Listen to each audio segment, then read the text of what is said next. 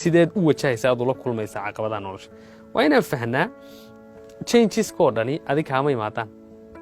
isbedelo waxa jira nolosha ka yimaada oo adiga caqabad kugu ah mana jiro qof noloshoo dhani wada smooth ahayd almost everyone noloshu mar ama laba jeer buu arki doonaa dhowr marar badan buu arki doonaa caqabado iyo rafaad iyo kuf iyo kac iyo waxa laakiin qofku sida uu u arko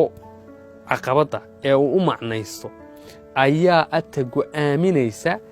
difference iyo farqa u dhaxeeya giving up or achieving success inuu qofku waxa faraha ka qaado oo isdhiibo oo iska dhaco iyo inuu qofku waxa guul caqiibo leh ka gaaro natiijo macnale inuu ka sameeyo waxa labadaas waxa kala saaraya attitude marka xagga waxa imanaysa markaad la kulmayso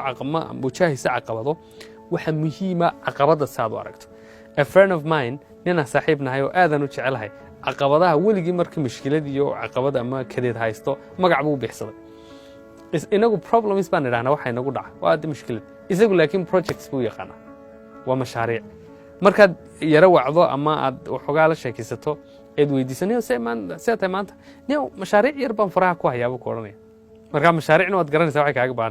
baahan tahay waqti waxay kaaga baahan tahay attention waxay kaaga baahan tahay inaad supportka saaxiibada iyo dadka waxaa xallin karaa aad raadsato marka aad baan uga helay aad baan u jeclaaday instead aad odhan lahayd caqabad baa haysto mushkilad baa haysto dhibaato haysta mashruuc baan gacanta ku hayaa marka maskaxdaadu sidee u aragta mashruuc iyo sidee u aragta dhibaato way kala duwan tahay marka dhibaatada mashruuc u macnayso maskaxdaadu waxay keenaysaa possibility kasta oo mashruuc sidii loo xalin lahaa halka markaynu marayno positive attitude baa muhiim baan nidhi marka caqabado nololeed baa mar walbayna hor imanay intaan safarkan ku jirnay maxaa lagaga baxaya waa hab fikir saxan in aanad balaayada buur leekaysiin in hal shay oo maalintaada ka xumaa una maalintaada oo dhan inay fool xumeed u ekaysiin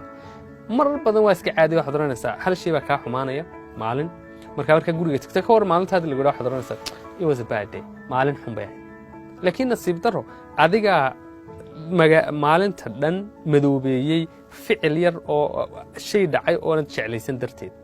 haddaad dib u booqato maalintaada milyan shay waxa jira ku wanaagsanaa oo ay ka mid tahay inaad caafimaad qabtay inaad neefsanaysay inaanad dhibaato kale kugu dhicinoo weyn inaanad dhiman in ma aragtay aanu los weyn ku gelin in waxaad ka cabanayso wax ka weyn inuu kugu dhicin ma dareensanid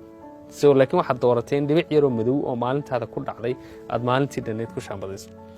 marka positive attitude baa badbaadada ah badbaadadu waa inaad adduun arag wanaagsan oo buunbuuninta iyo balaayo sheeg uu ka reeban yahay inaad isticmaasho